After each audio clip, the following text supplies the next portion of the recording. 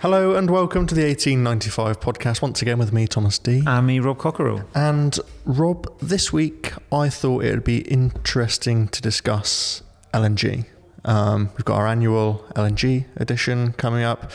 Plenty of LNG stories in the news, so what better time for us to dive into this topic on the podcast? Absolutely. Well, there certainly have been plenty of stories in the news, as you said. I feel like the gasworld website has been awash with LNG content recently because it's been so critical. Yeah, and critical to trade as well, which we've been seeing plenty of on not only the gasworld website, but international news as well, hasn't it? Yeah, absolutely. Towards the end of July, we saw some pretty big trade deals formed, didn't we, between different trading blocks and countries, with LNG right at the forefront. Yes, I'll start with this one that I've got in front of me here with Europe making a significant purchase of US LNG, oil and nuclear fuels, totaling $750 billion under a wide-ranging trade deal, which was signed in Scotland earlier last week. It was, yeah, and there was a similarly wide-ranging trade deal between the US and Japan, of course.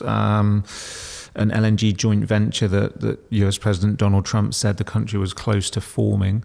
I think it said it could see more than $500 billion flow into the US as a result. And a lot of this is linked to the Alaska LNG project, for which the US is keen to secure Asian buyers or off-takers. So, yeah, LNG very much at the forefront. And before we get into the other nitty-gritty bits of it, I found it quite interesting, Tom, how in the last probably 2 years, maybe longer, certainly a couple of years, LNG has sort of undergone a bit of a transformation in its perception.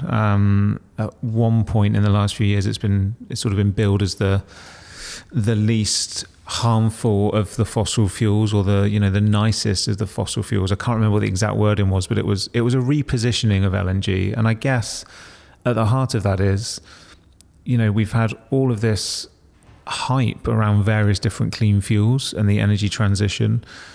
Then a dose of pragmatism has kicked in, and the realization, with other geopolitical matters going on in the last few years, that actually LNG is needed. It's needed for energy security for various regions, particularly here in Europe, for example, and some other regions like the US are awash with it and quite happily take the offtake. So, yeah, it's just been quite interesting to see the revival in LNG's fortunes in many ways. And what does a revival or a resurgence in LNG and deals such as these mean for the wider energy landscape, I guess? I think it's the security, isn't it, for economies, for countries and economies, keeping the lights on, so to speak. It buys the energy transition some time. I'm sure I'd be called out for that by the hardcore sustainability folk, but we have to be pragmatic about this. We cannot. I've said and written before, you cannot just uproot an entire fossil fuel based energy system overnight. You can't do that. So LNG is a for some an uncomfortable gateway, but it does keep the lights on, and it keeps quite literally keeps the gas flowing. So that's the role of it. And then, as an extension to that, for the industrial gases industry, which we so talk about, there are huge overlaps in the cryogenic technologies that make LNG happen, in the handling, the delivery, the liquefaction, the regasification, all of that. So it can be, as an extension, big business for this industry too. And LNG has been hitting the headlines as well, but away from trade too, hasn't it? So maybe we could go through some of the bigger stories surrounding the use of LNG and other wider ranging LNG stories. Yeah, absolutely. Let's do it.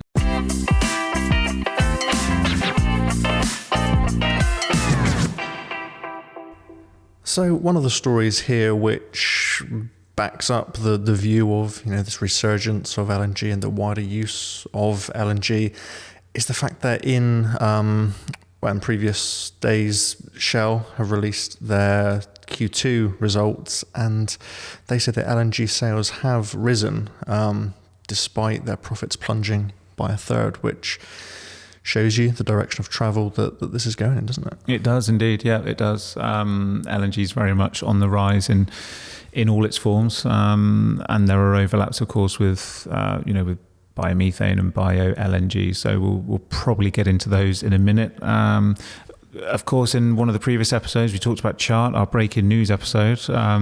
We referenced LNG there. Chart and Baker Hughes.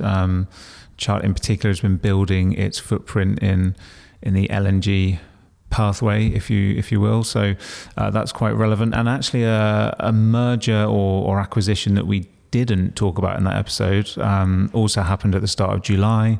The Swedish manufacturing firm Alfa Laval completed its €800 million or just over $900 million purchase of Fives Cryogenics, which of course is a French business specializing in cryogenic heat transfer and pump technologies. Both of those companies within the sort of industrial gas space that we operate in. And it's notable that, the second line of the story is the acquisition grows Alfa Laval's offerings in the LNG markets and also complements its existing footprint in hydrogen and carbon capture. So very much LNG is making waves of all kinds really at the moment.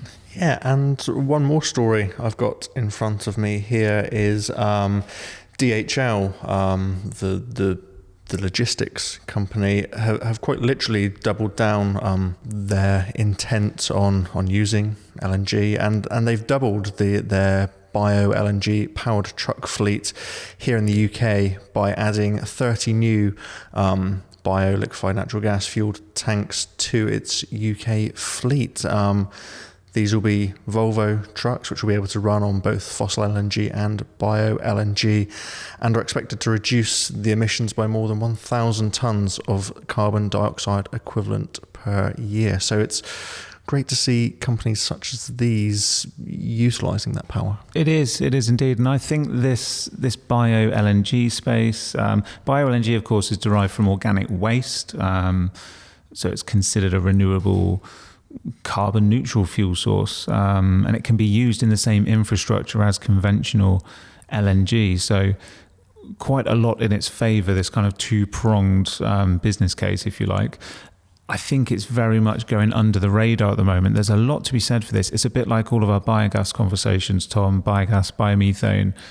It's there, it's ready to use, it's a great circularity story. And there's a lot of people in those sectors that feel that the answers are right here. We've been talking about hydrogen and other pathways for some time, but actually the answer is in our own waste here that we need to get rid of anyway, but let's turn it into something useful. Let's use it as a fuel. And this is another great example of that happening. There's a lot of traction building in this. Yeah, there is traction here. And just to pick up on that point and tie it back to the start of this episode and the start of this conversation, the EU, as part of its Repower EU plan, does aim to increase biomethane production to 35 billion cubic meters by 2030. And as of 2023, combined both biomethane and biogas production was already up to 22 BCM, with natural gas consumption in 2023 sitting at 295 BCM. So an interesting time. Yeah, absolutely. And I, as I said, I really do think this is gaining traction. There's still a long, long way to go. That it feels like it'll be a long time before we see the sort of glass ceiling for these alternative fuels or these circularity stories. And as we said, it's making waves in many ways in our market, so to speak, that we report on. We touched on that a little bit with some of the cryogenic pumps and technologies. I feel like it's a good time to bring in a guest, Tom, to deepen our insight into bio-LNG and what that means for the gases industry or the gas and equipment industry. And thankfully, our friend, editorial advisory board member, Stephen B. Harrison of SPH4 Consulting recently had the pleasure of talking to Andrei Saldividia, didn't he, of HiSciTech? Yes, he did. I've not heard this interview yet, though, so it'll be interesting to listen to that now and see what comes out in that conversation.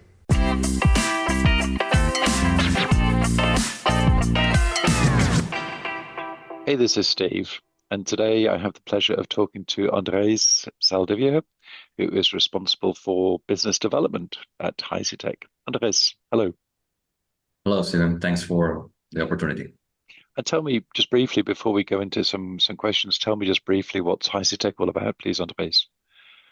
Oh, yeah, sure. Well, we are an equipment and engineering company specialized on industrial gas business technology. Most of all, we deliver systems to recover, purify, and make the most out of gaseous streams that can be used in industry. Within this application, since quite some long time, we have been active in the biogas to biomethane, and ultimately how to go to bio-LNG, so the cryogenic form of biomethane. Fantastic. Well, let's go straight into that then, please. And in fact, I'm just thinking if you're doing biogas upgrading, we've got CO2, we've got methane, you can liquefy the LNG. And do you also have a solution to liquefy the CO2 if people want to do that? Yes, we are also able to do that. We have invested in the last years to not only do the CO2 recovery, as may have been known for many decades already in the industry, but to have something that is integrated to a biogas upgrading plant. So that you can actually make bio CO2 available for in any of these plants. Business cases are not always easy, but we have been able to integrate the technology and to deliver the molecule bio, but at the same time meeting standards that can make the molecule eligible for technical use, or the most interesting one is for the food market or food and beverage market. Fantastic. Well, let's just touch that value chain one by one then, Andres. Mm-hmm. When you're talking about biogas to biomethane and biogenic CO2 upgrading, what kind of technology do you put in place to do that purification and separation of the biogas? Oh, well, yes. All the biogases, depending on the sources, there are sources that are easier than others. I would say that today the market is heavily focused on agricultural biomass, and in minor quantity, there is urban waste, organic urban waste plants, wastewater treatment. And the last of all this will be even landfill, which is very particular and very hard case to handle. But most of the cases that you will find, if you look about those, Europe has 19,000 biogas plants. The majority of them are doing still cogeneration, okay, but there is a significant amount of them that are doing already biogas upgrading. And I can tell you that the great majority of those 19,000 plants are all related to agricultural mostly. Okay, in that case, depending on the biomass that you have, you may need several different treatments to remove sulfur compounds, organic compounds, ammonia, moistures. There are several alternatives for doing that. So we implement the pre-treatment according to what the source is. And then we are able to implement standardized biogas upgrading technologies.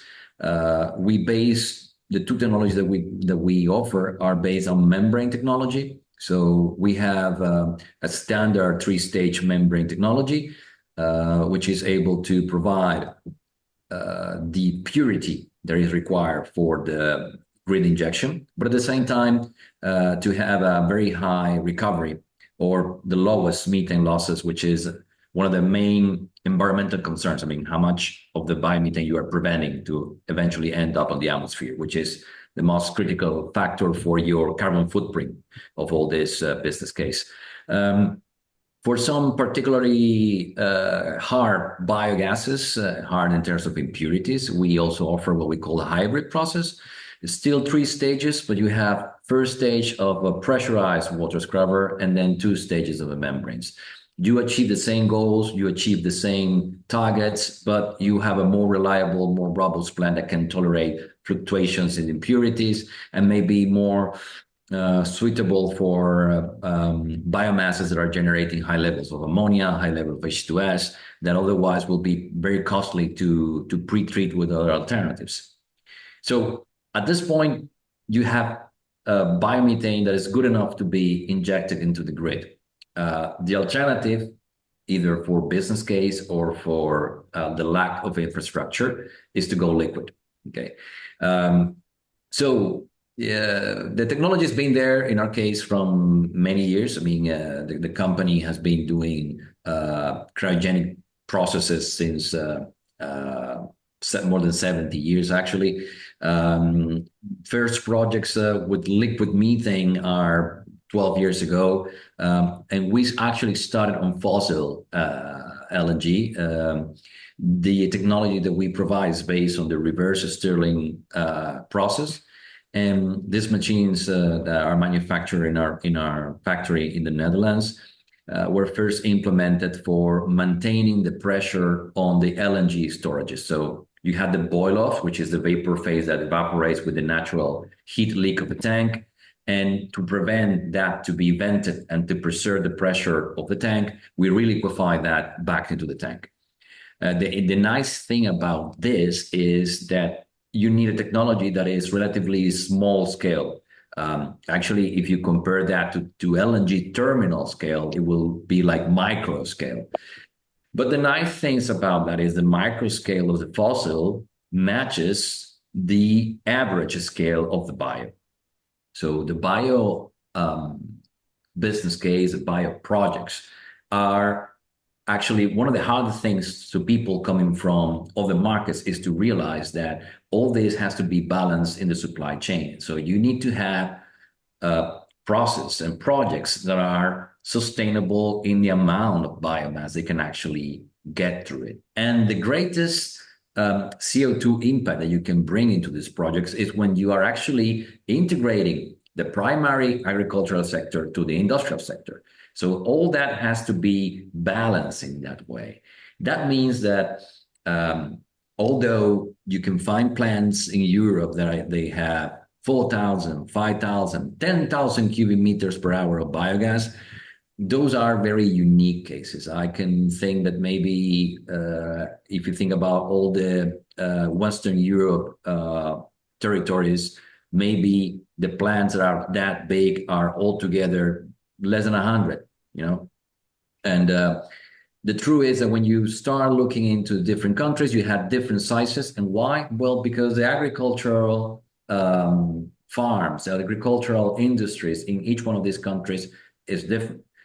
You will find that is a trend in Denmark. They have very large farms, so they have very large plants, although maybe they are in the range of 4,000 or 5,000 cubic meters, which are already quite big. But if you move away from Denmark, half of the plant is in Germany, for example, talking about 9,000 in the country, about 5,000 of them are less than 250 cubic meters per hour biogas. The yield in methane will be approximately half of that.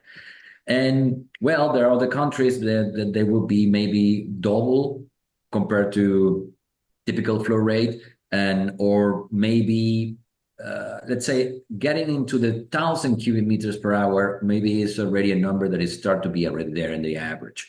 And that is what you can have an equilibrium with the biomasses that the primary agricultural sector is bringing to that specific site. Okay. That's one thing. And then the second thing is, what are you aiming to do with LNG? I think that at the first instance, this has been seen from the very high level, and you say, okay, I see the very big broad picture of the energy demand and energy fuel production, and you see this as one of the means ways to decarbonize that. And I agree with that, because the beauty of both biomethane and bio-LNG is that they completely overlap the fossil alternative. So no difference between natural gas and biomethane, no difference between bio-LNG and fossil LNG from the technical point of view. You do have important differences from carbon footprint and also some technical advantages. but it means that it's there and it's ready to use. You don't need people to, you don't need countries to change infrastructure, and you don't need people to change devices or to change their way of living. So that is what is so important. But when you think about that, the greatest impacts that you can get from any of this bio is that it has to be local. The component, as we were saying, is you have a primary sector economy that has been evolving completely independently from the secondary sector of the industry from more than 100 years. And now we need to close back the circle again. And that is try to work in balance with that. And then what happens? Well, if you compare emissions and percentages doing all this macroeconomic analysis, well, it looks like you could decrease emissions of all the heavy fuels by 30% or even more, relying on bio. And that is a good message. Macro has to comply with micro. It's like thermodynamics, okay? So the molecules and the atoms, they behave differently, but at the end, the mass balance has to be equal. So what that means that if you are able to think about 1,000 cubic meter biogas plant, that will be yielding something in the neighborhood, just to make a quick number, 9 to 10 tons per day of bio-LNG.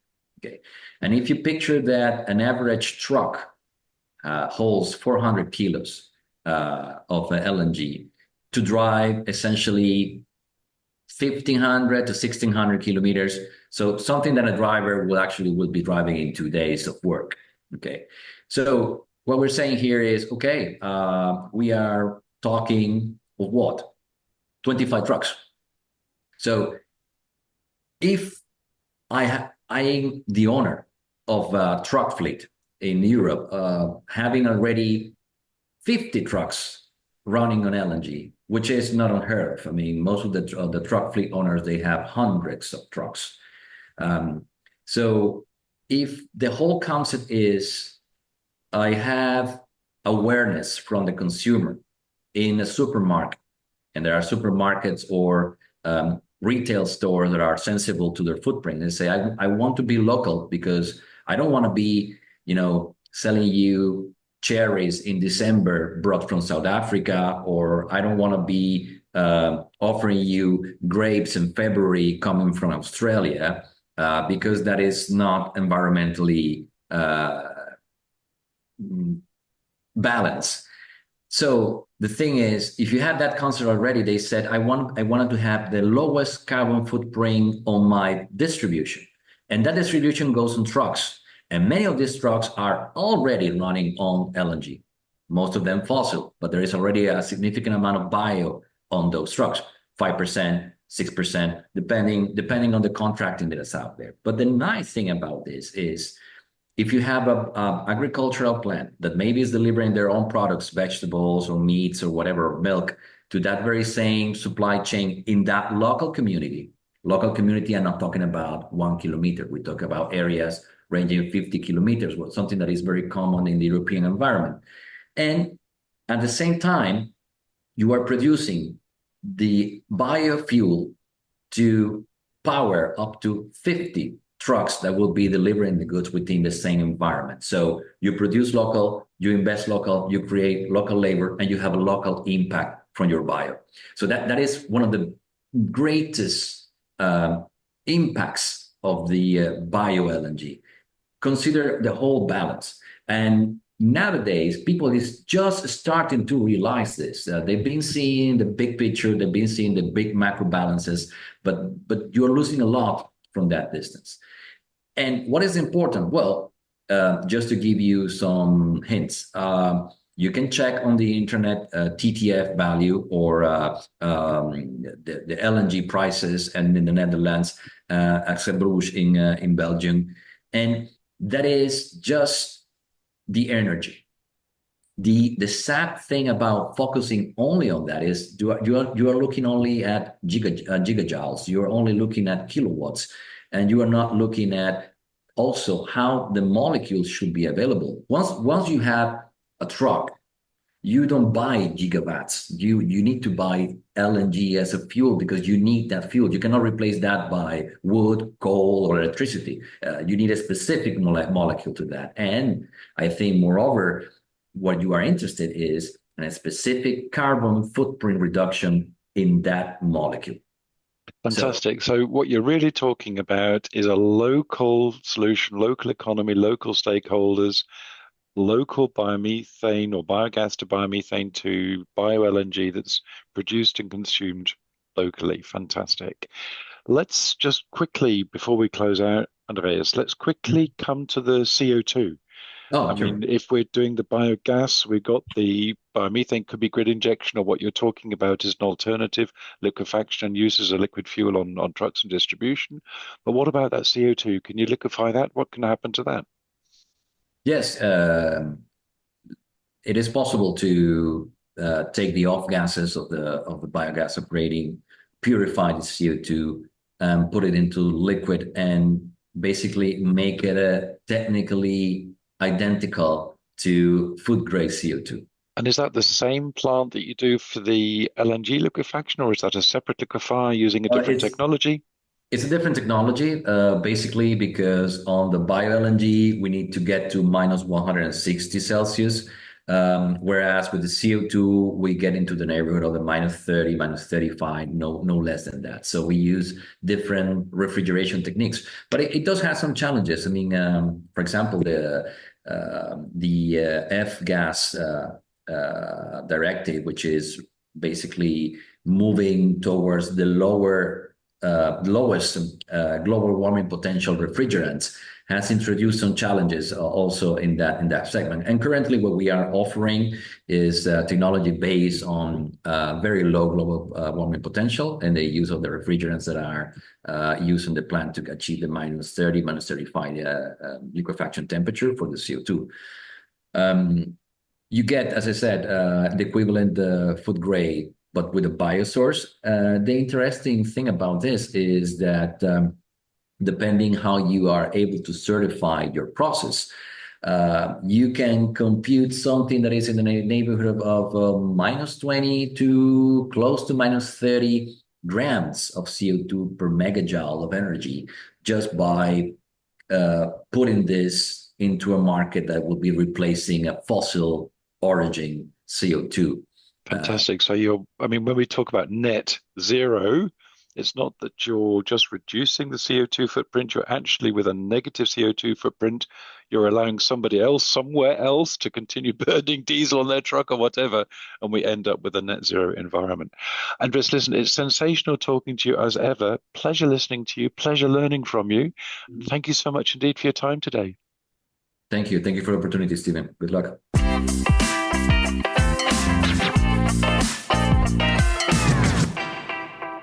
And that was Andres Saldivia and Stephen B. Harrison there of SPH4 Consulting.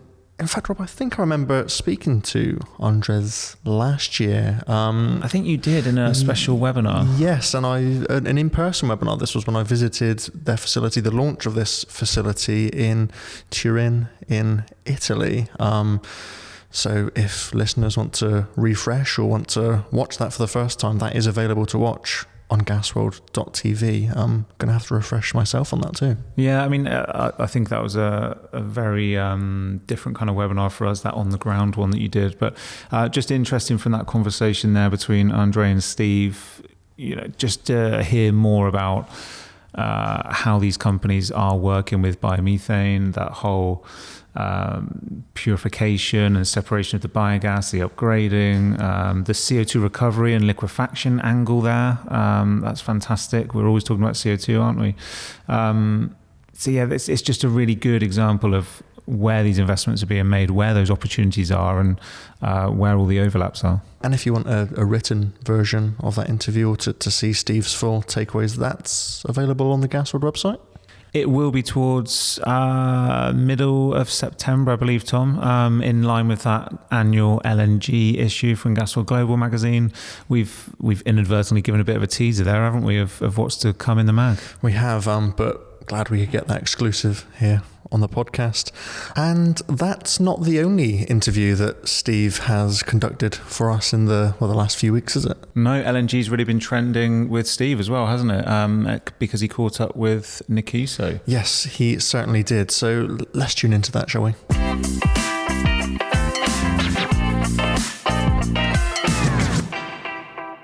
And today I'm talking to Ola Skatka Jensen, who is working with Nikiso. Ola, please say hello and tell me a bit about what you do for Nikiso. Hi everybody. I'm the VP for Nikiso in Europe and Middle East and Africa, based in Germany. And we are basically taking care of all our functional units businesses, the whole clean industrial gases group product portfolio in Europe, Middle East and Africa. And right now, I think the reason why I had a conversation today is due to, we want to talk a little bit about hydrogen today. Well, hydrogen and industrial gases, I think both, it would be great to cover both. And if you've got any products relevant to LNG also, small scale, distributed LNG, those are the kinds of areas I'd love to talk about. Cryogenics in general and industrial gases in general, of course, hydrogen being a part of that. But I mean, across those different gas groups, where is most of your activity? Where's most of the business that you're doing, please? I think the majority of the business now is LNG. I think that has been now for a few years, and of course we saw a little bit big shift in 2-3 years ago when things happened in Russia, Ukraine, where everybody have to build up their own independency of LNG from Russia. So we see a big growth in that field. At the same time, we have marine. There's been a big shift in marine also, where they used to use scrubber, for cleaning the exhaust gases, and then there have been different, I would say, technology issues and the way that they clean it and how they get waste off the waste. So what we have seen is that there's been a significant increase in number of vessels sailing on LNG fuel as a fueling, and we have, so to say, we started with LNG fueling back in 2013 with Nikiso. So it's a core competences that we have, and we've been able to build on that one. And I think today we have approximately 54% of the market share. This is not, so to say, this is what we estimate. It's not, so to say, scientific proven. But a big part of all LNG vessels leaving Korea, Japan, China have our fuel gas supply systems on board. Fantastic. So it's not just the big terminals with massive volume being pumped, but also, let's say, small applications on board ship. It's small applications. It's the whole fuel gas supply system for vessels, for all kind of vessels, LNG, container, bulk, all kind of vessels kind of turning into LNG as a fuel. So it's significant number of pump we have on, and we have the whole skid, the whole pump skid is delivered by us. Fantastic. And let's just think about, let's say, a decarbonized future. Do you personally see any future for renewable LNG, let's say bio-LNG, or natural gas made through electrolysis? Do you think that this will become an important shipping fuel in the future, perhaps? I think this is a great question. I think it's a bit hard to answer with the knowledge that we're having today, but I think that there have to be some alternative some point of time. I think there's been a little bit of I don't say shift, but some delay in some of the development of different fuel due to technology, due to the, is it possible to scale it up to the amount we need to provide fueling for the world of ships fleet, so to say. So I think something will happen. I don't know when. I don't know exactly what kind of fuel you're talking about. We have methanol now for vessels. Somebody have talking also ammonia, even hydrogen. So something will happen. And again, as a global company working with all the different, I would say, gases, hydrogen, nitrogen, LNG, all kind of gases. We have been working on some. We have been some little bit of testing. But we don't know where it goes. But wherever we go, we will have the kind of the equipment, so to say. You're ready to support the industry whichever way it turns as it's faced with this crossroads. And I believe you also do quite similar to one of your multi-stage LNG pumps. I also believe you have a product which is suitable for ammonia pumping. Is that right? That is correct. That we do ammonia pump. We have pumps. We're getting order for pumps right now for some big product in Middle East where we have sold some ammonia pump, and that is, I would say, a lot of discussions going on with customer. We have a lot of things ongoing. Again, also contribute again to our being a global company. So a lot of the competences we have in our Japan, I would say R&D, we've been doing a can motor pump for ammonia for many years. Some of that experience we have been able to convert into those large submerged pumps that we're doing right now. So again, so to say, enable the technical experience that we are having and the knowledge we're having into develop, so to say, our product into bigger scale and different applications. And would those ammonia pumps be, for example, used in major terminal transfers on board ship, or could they also be used, as we were saying earlier on, let's say an ammonia fuel tanker in the future? Could they also be used on board for fuel supply? What do you imagine they could be used for? No, right now the majority of the pumps we're selling right now is for terminal, and there'll also be some transfer pump between whatever you have to transfer between terminal and vessels if you're coming by marine, and there may have to be some different transfers. So it's mainly transfer pumps. Ammonia is a little bit difficult to work with. You have to be very careful. There are a lot of safety issues with ammonia. So we have not started the development with ammonia as a fuel for marine. But again, we have the equipment. We know the media, so to say. So it's something that we will be able to do. But I don't see that for the foreseen future. Thank you. And let's come back to hydrogen and perhaps the hydrogen cryogenic pumps and things like that. Tell me a bit about the products that you offer in that area, please. Right now, we're offering, we work a lot within mobility.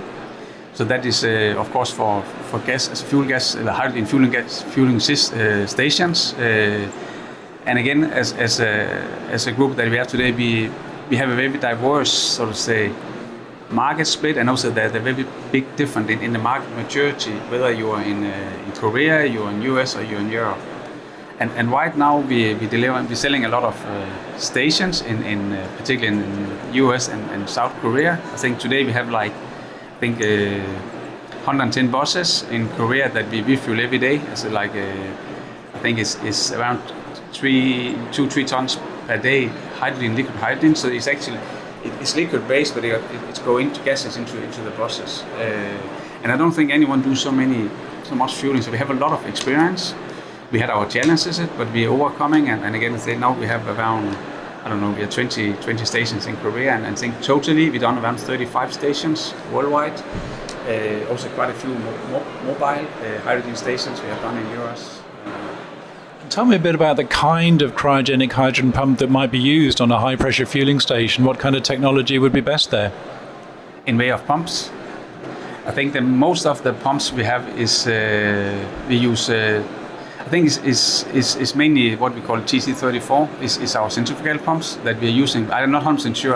I'm not the technical guy, but I think it is the one sitting in the sump. So it's what we call it's one of the centrifugal pumps that we're using for. I think what's quite common, and maybe this is the case, is that the submersible pump, the centrifugal, developing about 3 bar is going to get the hydrogen out of the tank, and then there'd be a higher pressure piston compressor pump outside of the tank, which is actually really elevating the hydrogen pressure, and then a vaporizer, and then it's going into the bus or something. Might that be the kind of configuration that you're working with? And that's basically what we're doing with the pumps we do in US, and also in Korea.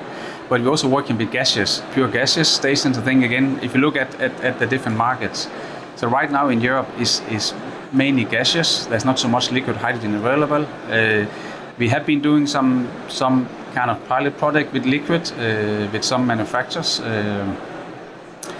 But in Europe is mainly gaseous. So everything is just gaseous and a pretty simple process, I would say.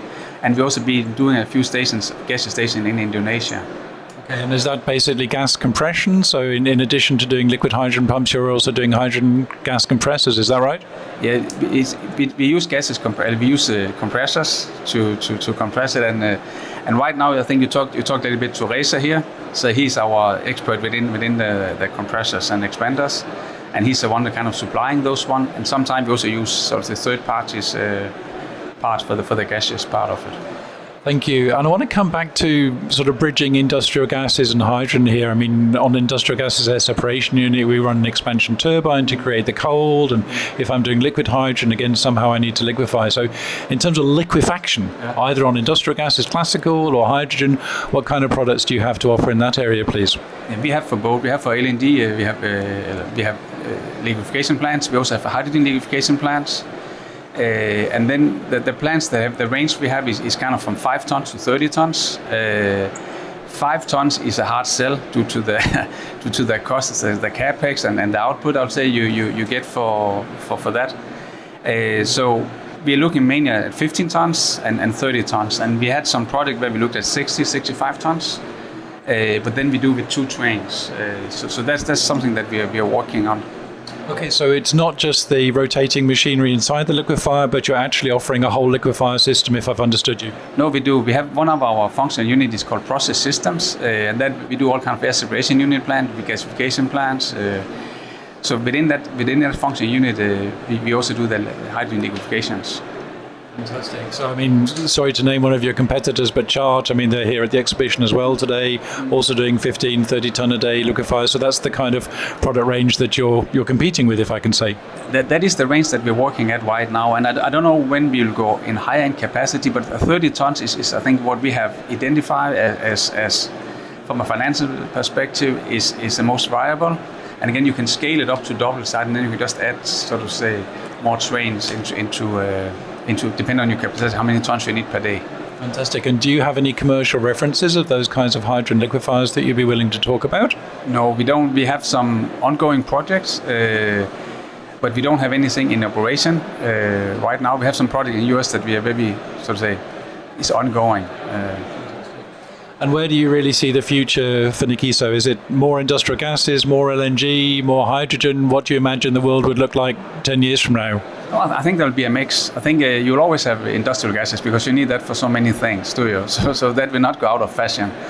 I would say that hydrogen is not such a big part of the business right now. And I think what we've been missing, again, talking a little bit from the European perspective, there have been a lot of pilot projects. There have been a lot of things going on, and I think that is a phase you have to go through when you develop something new. Same with LNG, I was part of the LNG business, marine business, many years ago.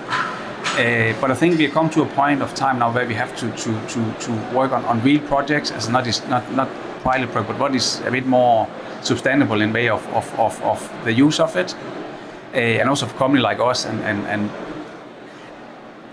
in order for us to go into those kind of business, there needs to be a business behind it. Because sometimes when you do pilot project, you waste a lot of, not waste, that's not the right word, but you do a lot of investment in maybe one-off resources. So you can learn a little bit from it, but it's not sustainable. So we have to go into, or we want to be part of real projects where it's sustainable both for the customer, for us, for who are going to use it. So I think this is an important bit of also what we want to communicate also here in this hydrogen summit here, that is, we need to move on for those pilot and move into a bit more commercial phase of it. And if I can come back to LNG, but specifically small scale, let's say bio-LNG, so biogas to biomethane and then small scale liquefaction, is that something that you're involved in today or might consider attractive? No, it's a great question. No, it's very attractive for us. 3 years ago, we acquired a company called Cryotech, what actually have a lot of CO2 experience. So that will be part of us going forward. Also, we work with CO2. Can you just repeat the question again? Okay, so that would be small-scale CO2 liquefaction off a biogas facility, which is great. I love that. In addition to that, bio-LNG liquefaction. So, I mean, instead of putting the methane into the grid, liquefying it and perhaps using it for a local bus fleet. But again, small-scale distributed LNG. Is that something you may consider in the future? No, it is. It's something that we already kind of are doing, because again, Cryotech, I lost that thread. Cryotech is doing a sort of say also small-scale LNG, and we do a lot of biogas in connection with the CO2 plants that we are doing. So we actually have a product manager also here this week here for small scale LNG, again related to kind of biogas, so we can liquefy it and you can use it for different purposes. And you just mentioned there that company was actually an acquired company 3 years ago. I mean, my basic knowledge of Nikiso from the outside is that it appears to be quite a diverse company with quite a lot of M&A acquisitions in the history. I mean, when I look at it outside, I often ask myself, what kind of culture must exist inside of this company? Japanese, Germans? Tell me a bit about what it's like in being inside Nikiso. That is my favorite question. No, again, we are so diverse. So we come from this Japanese culture, the heritage. We're kind of Japanese company. Then a big part of our company is also from US. So we have also this American culture that we can do, we want to do. And then we have all those different, sort of say, nationalities. Just in the office, I'm sitting in south of Germany. We think there's 65, 17 people. We have 17 different nationalities. So it's a boost. You know, every time, I don't know, every second week there's something different, cake because there's the Pavali or something. So this is great in that way. So it gives us a lot of diversity, but also gives us a lot of understanding on what's going on in different part of the world, because we have this cross culture in our company. And then again, another culture I think we have also that we are very agile. We are a big company, but we are not a big company. So I think this is one of our why I love to work for Nikiso, that when we start working on something for taking decisions, we do very fast. We also sort of encourage our people to innovate, also to take chances. And we have a saying, it's okay to make mistakes. As what we say, fail fast. So and that enable our to learn something new and then but fail fast, so we don't spend the money and hours for so the culture is fantastic. And I think you can ask any of my colleagues out here, it's a great company to work for. I love that, fail fast. So if it's not working, throw it away and start something else rather than labouring it. You know, as we say in English, you can't flog a dead horse if the horse is dead. Get yourself a new horse. That's really lovely. Yeah, no, I agree. Fantastic. Listen, Ola, it's been absolutely lovely talking to you, and I hope the exhibition here goes really well, and I wish Nikiso all the best for the future. Okay, thanks. A pleasure meeting you. Thanks.